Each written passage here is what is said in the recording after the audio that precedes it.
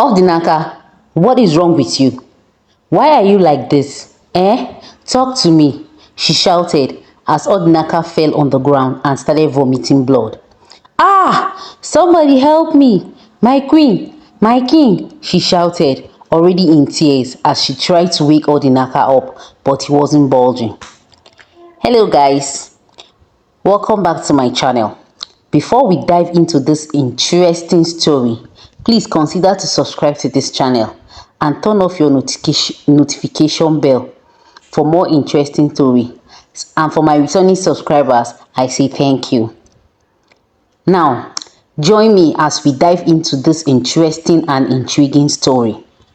Once upon a time, in the kingdom called Agumadi, there lived a prince called Odinaka. Odinaka is a very handsome prince whose generous mind and heart has always been for the people and only for his people. He was loved and considered to be a strong, agile and masculine prince. The young ladies in the village always made it a prayer point to be his chosen wife. But one striking thing about Prince Odinaka was that he never had eyes for any of the ladies. One day, the prince fell in love with a maiden called Ogechi. Ogechi is a very beautiful and young maiden that served in the palace. Her face glows all the time with brightness and beauty. Yes, it was love at first sight Prince Odinaka had for Ogechi. The first day he saw her singing and dancing while cleaning his bedroom was a great sight to behold. He was so struck with dumbness that his heartbeat drummed severally all night. The following morning, he had professed his love to Ogechi, and he had also found out that she was also secretly being in love with him. When everyone found out about their relationship, the whole village was in chaos. The king and the queen despised Ogechi so much because each time they tried to ridicule her, Prince Odinaka always had her back and defended her. The whole villagers despised her but couldn't do anything about it because the prince was in love with her. Ogechi became the center of hatred in the midst of the young maidens in Ugumadi. Anywhere she went, she was stared at enviously. The prince Odinaka took their relationship to the next level by going ahead to propose marriage to Ogechi. The whole village was left in fury and aggression. They tried to stop the marriage, but Odinaka was bent on marrying Ogechi. Some even concluded that she used charm on the prince. That's why the prince is so focused on her and so bent on marrying a mere palace maid. The king and the queen's hatred for Ogechi increased, but finally, the couples in love got married against everyone's wish. On the day of their marriage, the queen refused to attend the marriage ceremony, despite the plea from the king and the elders. After their marriage, one fateful day, Ogechi cooked a delicious meal for her husband Odinaka. She set the food on the table and went ahead to call the prince. Prince Odinaka came out looking all happy and blooming with smiles because his queen had cooked for him. Ogechi stroked his hair while he uncovered his plate of pounded yam and egusi soup to eat. As he washed his hand, the queen walked past them, looked at them and hissed for no reason. Prince Odinaka shook his head and started eating his food happily.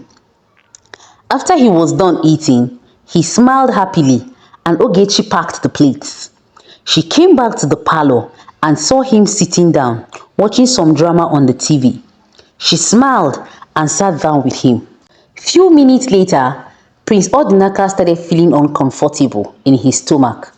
Ogechi turned to look at him and asked him if he was okay, and he nodded, signifying a yes. Few minutes later, he started screaming and holding his stomach. Ah! Ogechi immediately jumped up, looking all scared. Odinaka, what is wrong with you? Why are you like this, eh? Talk to me, she shouted as Odinaka fell on the ground and started vomiting blood. Ah, somebody help me!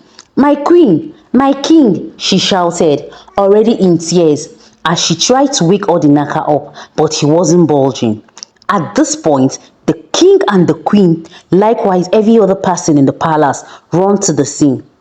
"Hey, gods of our land, Odinaka, what happened to my son?" the queen asked, running towards where the prince had laid lifelessly on the floor. "I don't know," Ogechi cried, trying to shake the lifeless Odinaka, who was lying on the floor, to wake up.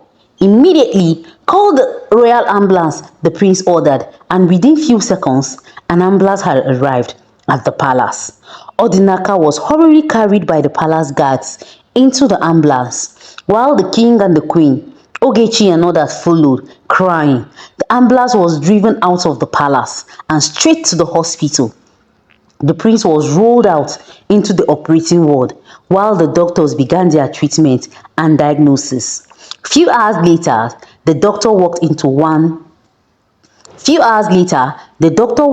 the once bright royal palace, now looking gloomy, sad and reeked of total sadness.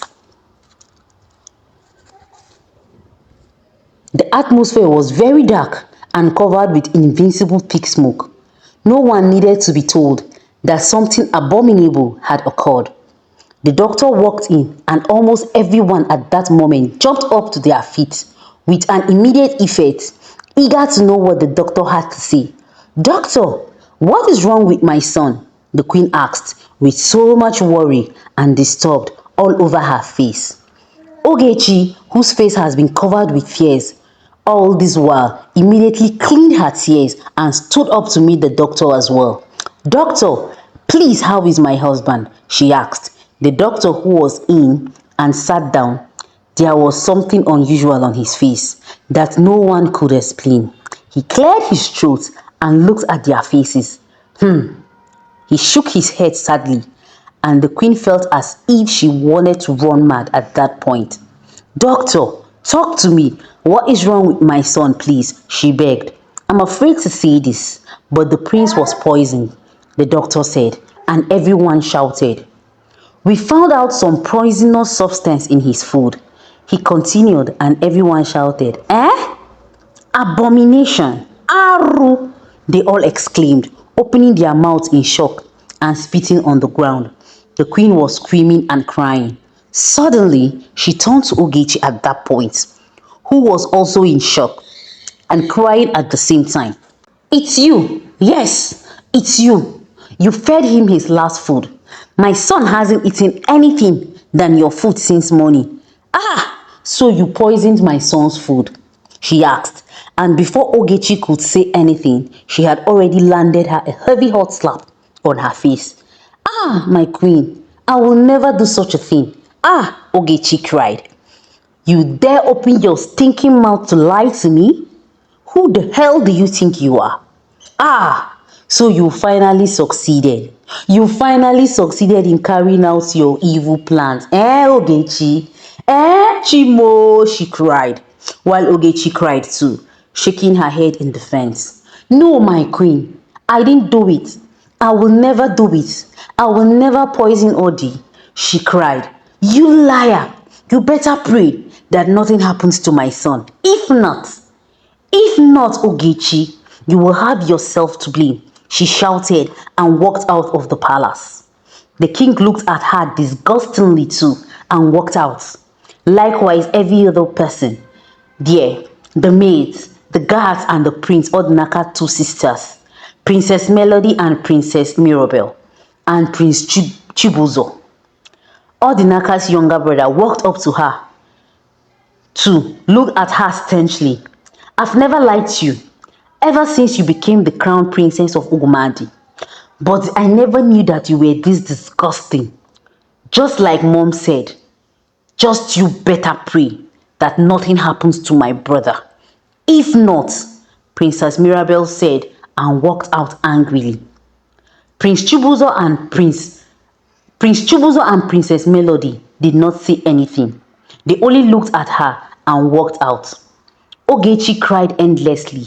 She never knew that a day like this was going to come, where she would be solemnly accused of something she had no hand in.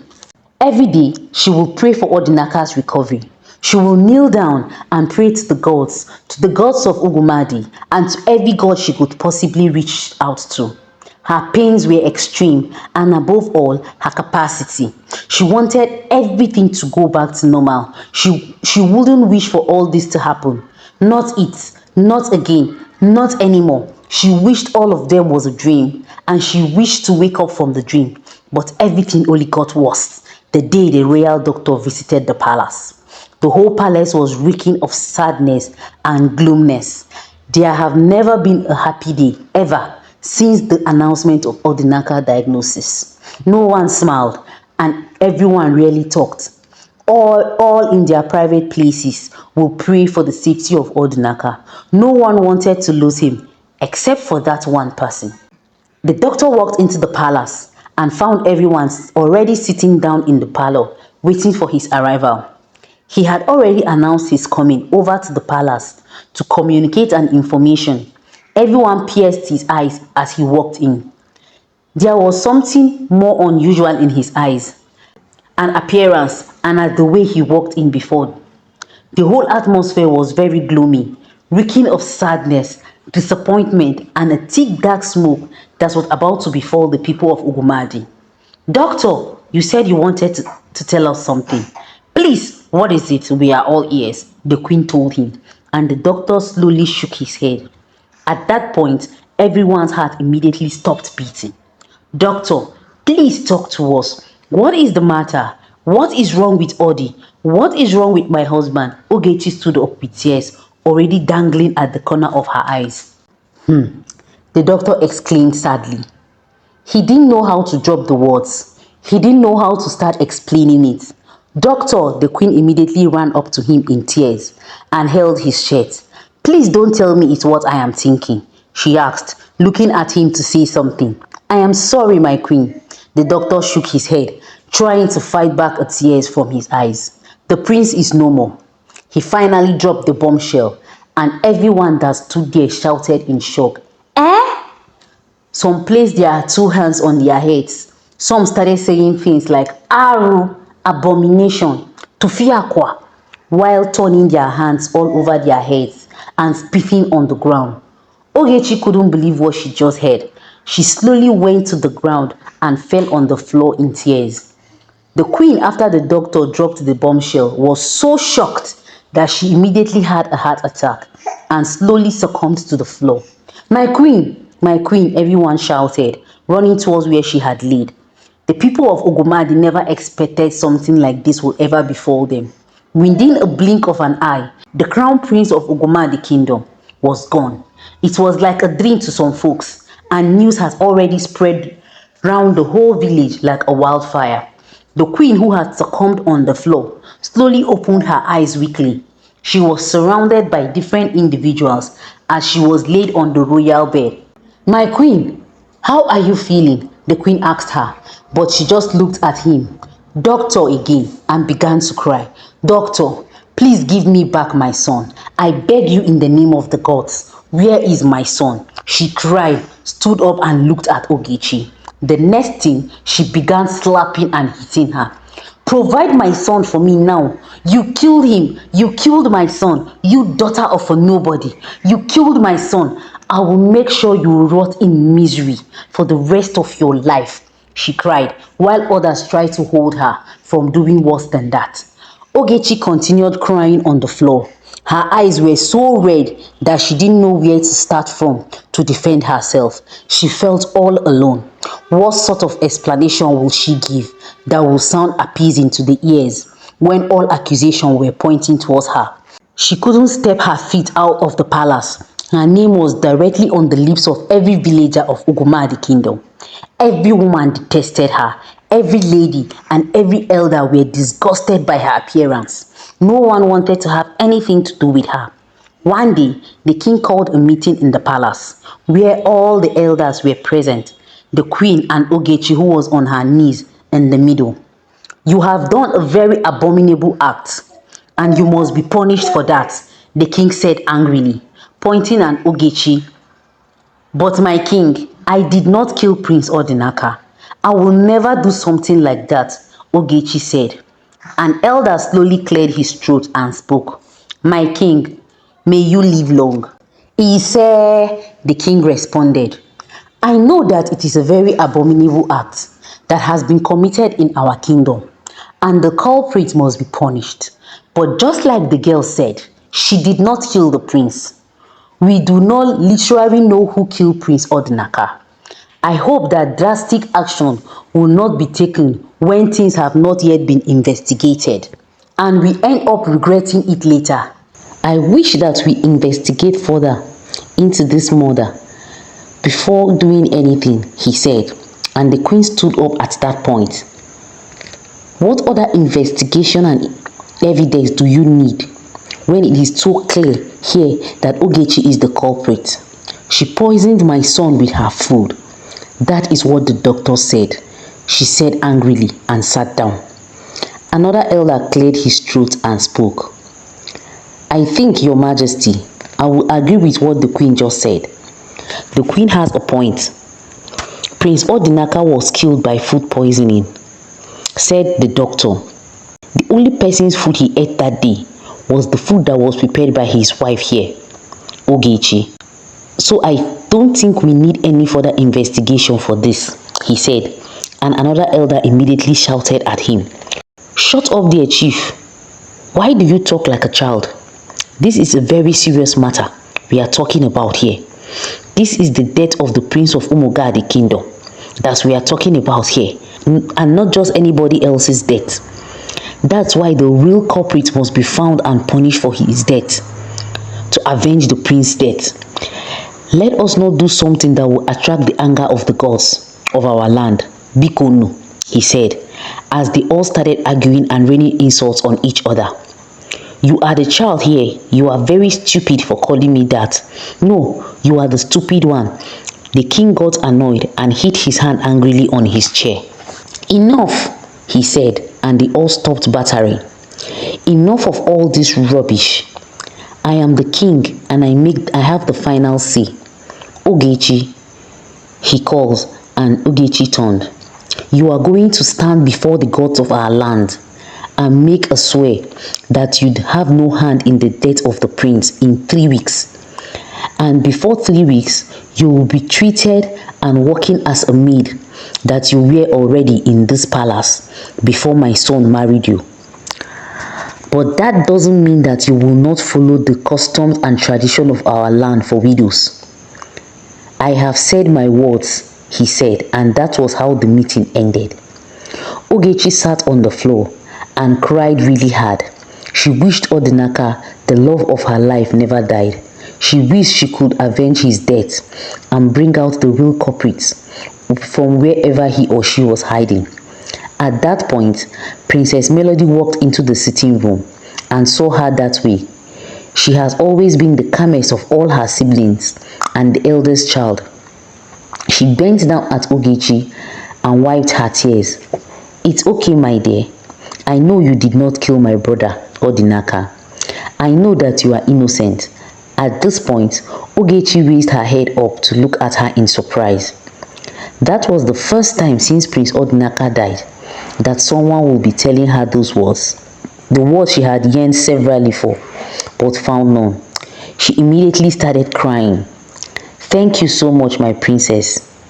Thank you so much.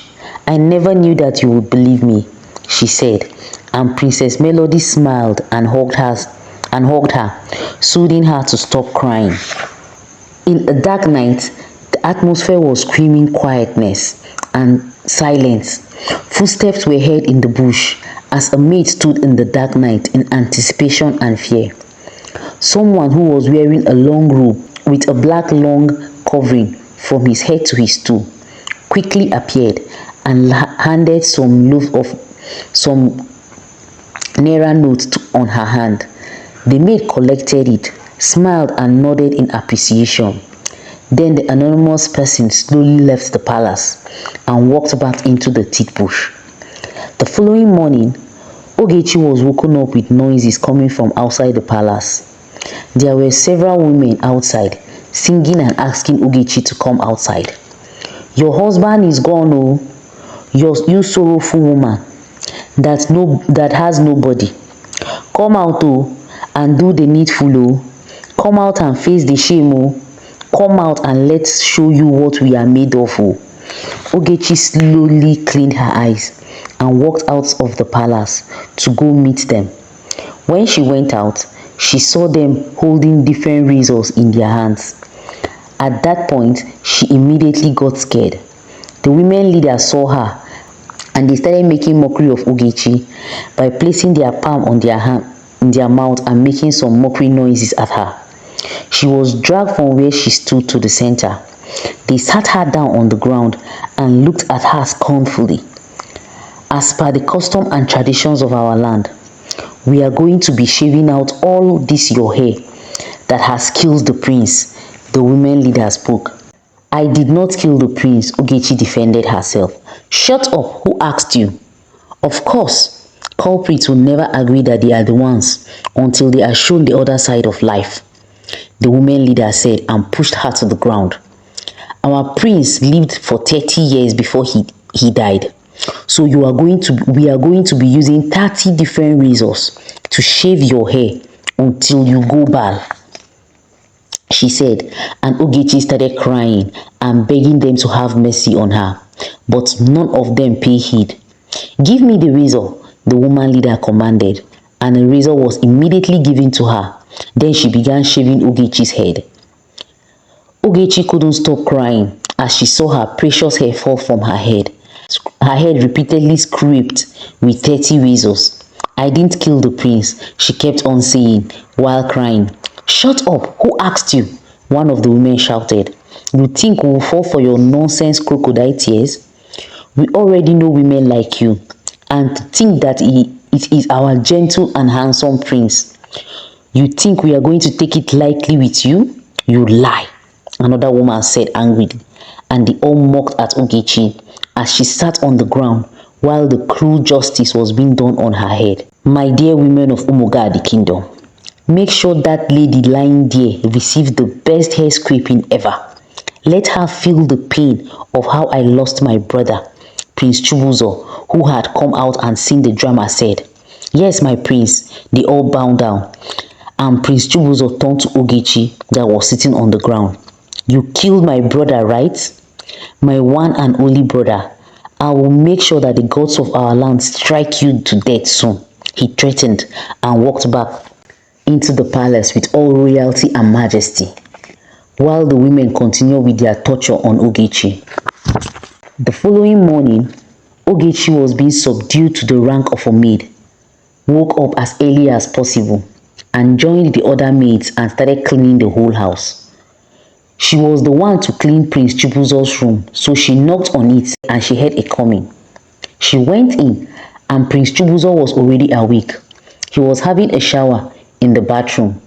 She immediately started cleaning his room and bending down to dust out the dirt from his table. Prince Chibuzo finally came out from the bathroom. Good morning, my prince, Ogechi greeted and continued with what she was doing.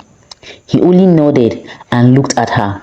While Ogechi was cleaning, she felt someone tickle her waist from behind. She immediately turned in shock and looked at him.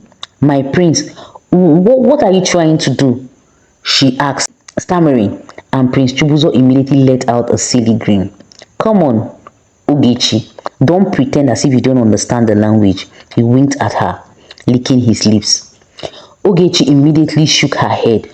I am sorry, my prince, but I do not understand anything you are trying to say, she said, and Prince Chibuzo slowly tickled, walked closer to her and smiled mischievously. Ogechi, you know you are a very beautiful lady. I have always been admiring you. Before and even after my brother got married to you, I have always wanted to have you all to myself and on my bed and devour your sweet body. But so sad you chose my brother, and look at what you've put yourself into now, he said. And Ogechi shook her head unbelievably, looking at him. What? My prince, I can't believe you are saying all these things. Like, I cannot believe all these things are coming out from your mouth.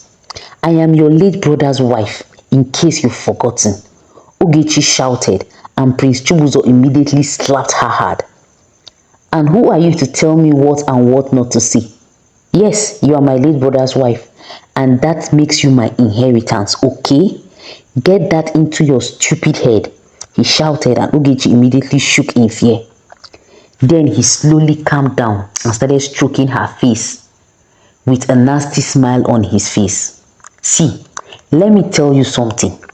If you just agree to my quest right now, all your worries will be over. I will talk to my people. I will marry you and you will be free from all these burdens you are carrying on your head, he said to her. Ogechi immediately shook her head. Over my dead body, will I do that to Odinaka? Odi was my only husband and will forever be my husband, even though he is dead. He is the only one I have ever loved all my life. I can never do that to him by marrying his brother. That will hurt his feelings wherever he is right now, she said, and Prince Chibuzo immediately held her on the neck and she started struggling to breathe. You know, I can kill you right now if I want to, right? Guess what? I won't do that because I like you, he said, releasing a filthy smile, pushed her body to the bed and began climbing on top of her with a silly grin. At that point, Ogechi immediately kicked and pushed him off her body and ran out of the room panting and sweating. Ogechi wished Odinaka never died. She wished everything wasn't like this. She wished her husband was still alive. All this wouldn't have been happening. She ran into her room and fell on the bed, crying so hard. At that point, Princess Mirabel walked into her room and looked at her from head to toe. My friend, will you stand up from there and go and make me food? What are you doing over there when other maids like you are in the kitchen making breakfast? She ordered. And Ogechi immediately stood up and cleaned her tears. But Princess Mirabel, my work is just to clean and dust, Ogechi told her, and Princess Mirabel immediately slapped her. How dare you talk back at me when I am talking? Who authorized you? My friend, will you walk inside that kitchen and go and make food for me to eat? You are here telling me your work is only to clean and dust. What is the meaning of a maid? Ewu, she cursed. And Ogechi slowly left the place in tears and went into the kitchen.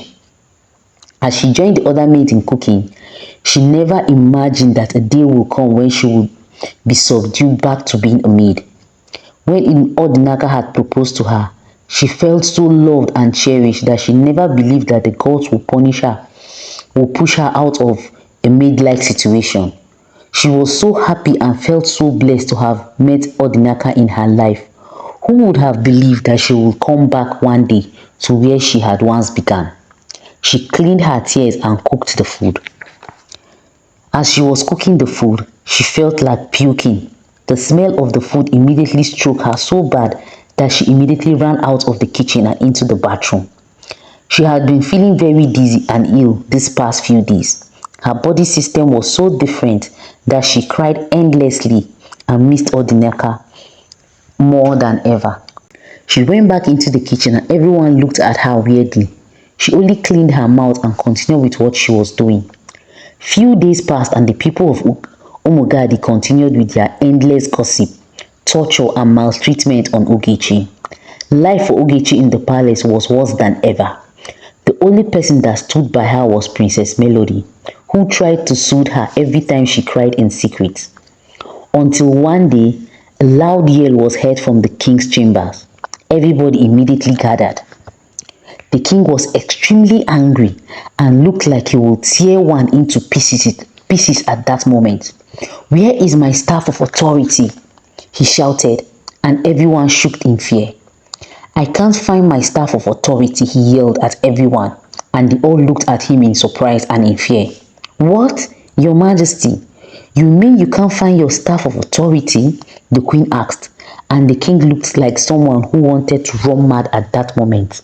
I just said I cannot find it. I cannot find what makes me a king. Who amongst you stole it? You better bring it out now or else you already know the wrath of the gods, how it operates when it's angry. You better bring it out now or else You will face the consequences later on. He shouted at the maids and the guards and every other person that stood there, but they all bowed their heads in silence.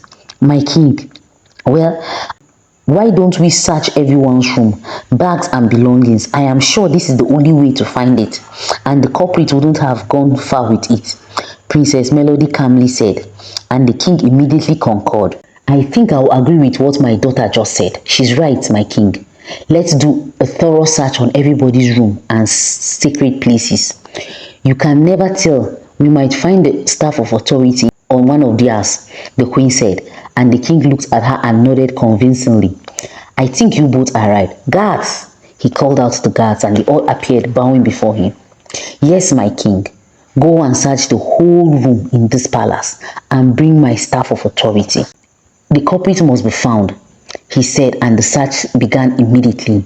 The guards started rampaging through all the rooms in search of the staff of authority until they entered Ogechi's room. They threw her bag on the floor, emptied everything that was inside the bag, and the staff of authority was there, lying on the floor, and everybody's eyes immediately flew in shock. Ah, I did not steal the staff of authority, yo.